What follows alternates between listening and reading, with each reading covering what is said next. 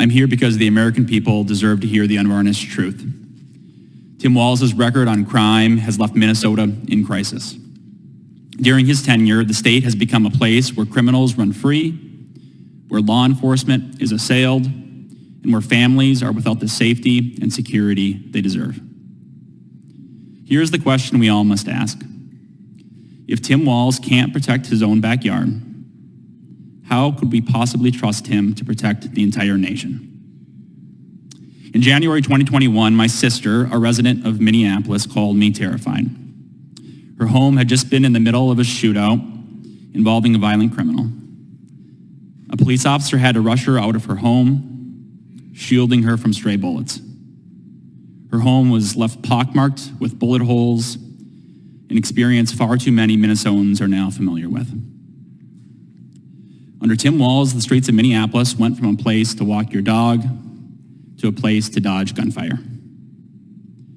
Let's go back to the summer of 2020 when the George Floyd protests spiraled into riots. As governor, Tim Walz refused to deploy the National Guard for days, allowing violence to escalate unchecked. While flames engulfed his cities, Walz twiddled his thumbs.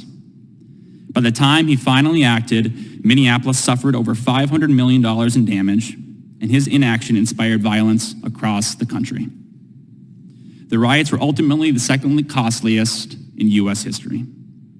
Those terrible days demonstrated that Tim Walz has at least mastered one skill: the art of standing idly by while his state spirals into chaos. Fast forward to today, violent crime is Tim Walz's legacy. Homicides have surged by 75%, and gunshot victims have doubled. Carjackings were once so rare in my state that they weren't separately tracked. Now there are hundreds every year. This surge in crime is not just a pile of statistics. It's a harsh reality affecting everyday lives and livelihoods. As the leader of the Minnesota Private Business Council, I've seen the impact firsthand. Businesses are closing left and right due to break-ins, theft, and vandalism. Large parts of Minneapolis and St. Paul, after decades of successful growth and investment, have become ghost towns, substantially driven by violent crime. Once a powerhouse renowned for generating companies like Target and Best Buy and General Mills, Minnesota now boasts the distinction of having the 6th slowest growing economy in the entire nation, of course driven meaningfully by its rate of violent crime. Worst of all, Walz has seen all this and sat idly. Case in point, Walz did nothing about the Minnesota Freedom Fund. The fund, which was endorsed by Kamala Harris, raised $40 million in 2020 to bail out countless violent criminals, including individuals charged with rape, assault, and attempted murder.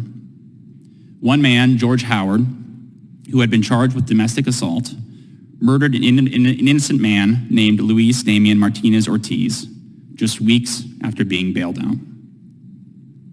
Thanks to Kamala Harris's favorite charity and Walz's tacit endorsement, violent offenders have received get-out-of-jail-free cards, and Minnesotans have paid the price with their lives.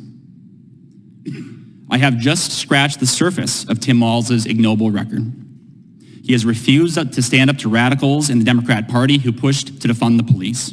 He has refused to stand up to hard-left prosecutors who prosecute police for simply doing their jobs and excuse the criminality of violent criminals. And he has refused to protect our schools by forcing law enforcement out of them. As we consider the possibility of Tim Walz in the White House, we must ask ourselves, do we want a vice president whose legacy is defined by hesitation, cowardice, submission to radicals, and policies that have emboldened criminals, taken lives and scarred families, and broken entire communities?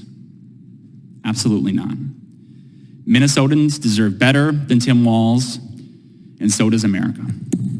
Thank you.